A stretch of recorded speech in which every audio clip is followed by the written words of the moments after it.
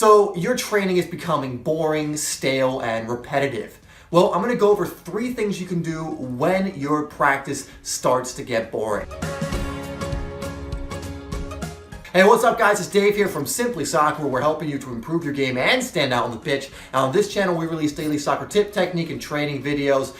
So if you haven't already, make sure you hit that subscribe button and that bell icon so you don't miss any new videos or live streams that we do. Also, something I've been forgetting to mention, make sure you sign up for my mailing list down below. You get a free training course when you sign up. And for those of you who haven't done that already, I just want to make sure you're aware of it because I don't want you missing out on the free training. And I'm going to be sending out a lot more emails in the coming weeks that'll help you improve your game even further. So you know that you have to practice consistently, you have to develop discipline, you have to build momentum in order to become a better player. But sometimes your training is just boring and you can't get yourself worked up or motivated to do it. It's just getting stale and repetitive and you don't know how to make it more fun or excitable so that it's more enjoyable when you do it. So I want to give you 3 ways that you can start making your practice more enjoyable and less boring. So the first one is something we've actually covered in previous videos, but it's get yourself into flow state. Now, I have covered this before and I don't want to spend too much time on this. You can just look up flow state or how to get into flow state on Google. There's a ton of information on this. But essentially, flow state is an optimal state where you're completely in the zone, you're completely focused. It's one of those states where time just flies by without you realizing it because you're so concentrated on what you're doing. Usually, a lot of our training becomes repetitive and boring because we think of it in that way. We go to our training and we think, oh, this is going to be boring, this is going to be repetitive, and you're not focused on what you're doing. You're focused on something completely different because when your brain thinks you're bored or you think you're bored, it will start focusing on different things in order to knock you out of that boredom. So in your practices, make sure you're completely focused on what you're doing. Zone in completely on what you're doing so that you're completely in the moment and concentrated on whatever it is you're doing. So if you're dribbling, really focus on each touch you're taking, each move you're doing. Don't think about anything else whatsoever. If you're practicing your ball control, really focus on the touch on the ball. Really focus on what part of the foot it's hitting you on. Really focus on how you're bringing it down. Every little thing. Because when you're more focused in that way, not only does it become more enjoyable, trust me, getting in a flow state is very enjoyable and you will notice this and probably have experienced this, but it will also allow you to fix your mistakes much more easily. Because when you're completely focused and you take a bad touch, you'll be able to recognize what you did wrong. You'll go, okay, I took a bad touch because of the way my body was. I didn't adjust my body, or it hit me on this part of my foot, or I didn't relax my foot, or whatever it may be. But you'll be able to tell what it is because you were focused on what you were doing.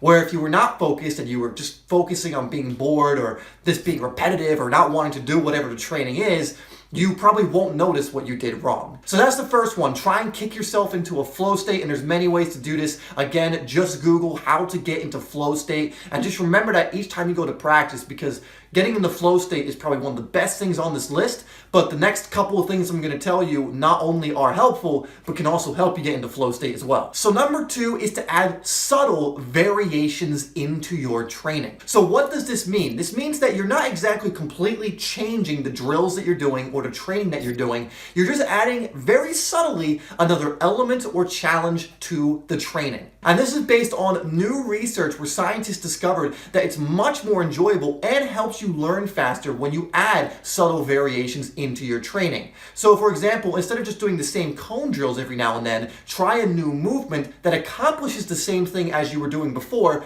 but adds a little subtle difference in there. Maybe instead of just doing cones that are just straight like this, zigzag them or something of that nature. This provides your brain with a new challenge in a subtle way, while also concentrating on the same area. So I'm not asking you to change up your drill completely to where you're working on something different. You're working on the same thing, you're just adding a little bit of variation in there. I know this sounds very simple and it doesn't sound like it's gonna work, but just by adding that simple variation, it will really, really become more enjoyable, and it will help kick you into flow state because you're trying to accomplish something new now. It's new and fresh for your brain, even though it's very, very subtle. Now, I will link the article to this study in the description down below. I highly recommend you go read it. It's a very interesting study and something very small and easy to do that you can start putting into your training so you're not becoming bored and so that your training becomes, more enjoyable. Okay, and third is actually to add even more variety to your practice in a bigger way and to completely change up the drills. But here's what you want to do.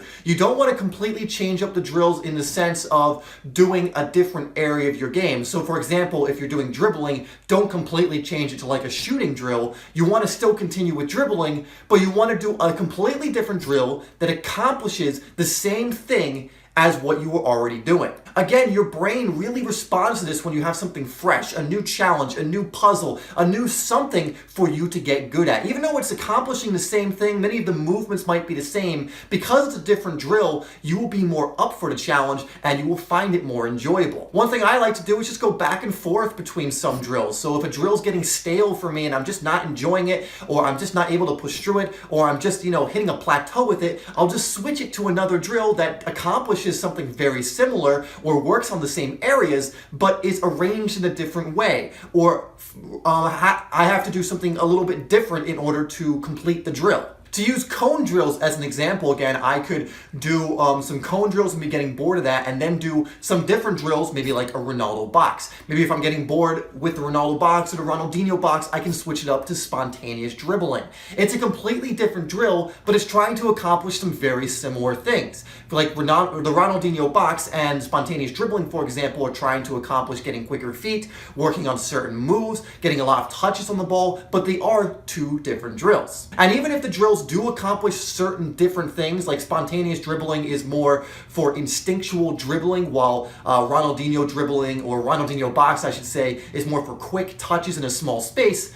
If they're similar enough, it's still okay to switch between the drills. So if you're doing drills currently that are a bit stale, try a few of these things. See if you can, first and foremost, just get yourself into a flow state and continue with the drill. See if you can add a very subtle difference to your drill that makes it a little more challenging, or just adds a new element in there, because you are going to enjoy that a little more, conquering that challenge and accomplishing that. Or if that's not working, completely change the drill to something that's similar in the sense it accomplishes a similar thing, but is a different drill. All right, guys, and I really think if you apply all of these things to your practice, that you will always find a way to make your training more enjoyable. Again, I really think you could probably do all of these things and then kind of switch between the second and third one.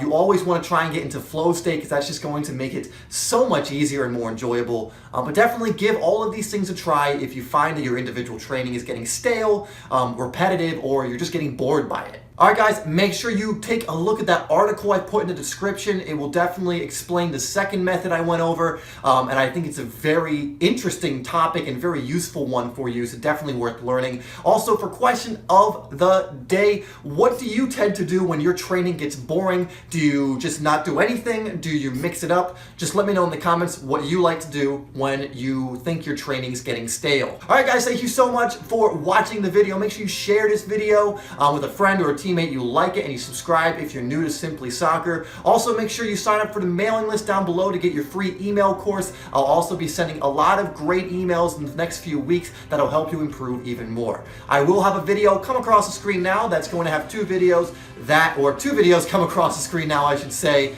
that will help you improve even more. And make sure you come back tomorrow at 5 p.m. for a brand new video. Thank you guys for tuning in today, and I'll see you in the next video.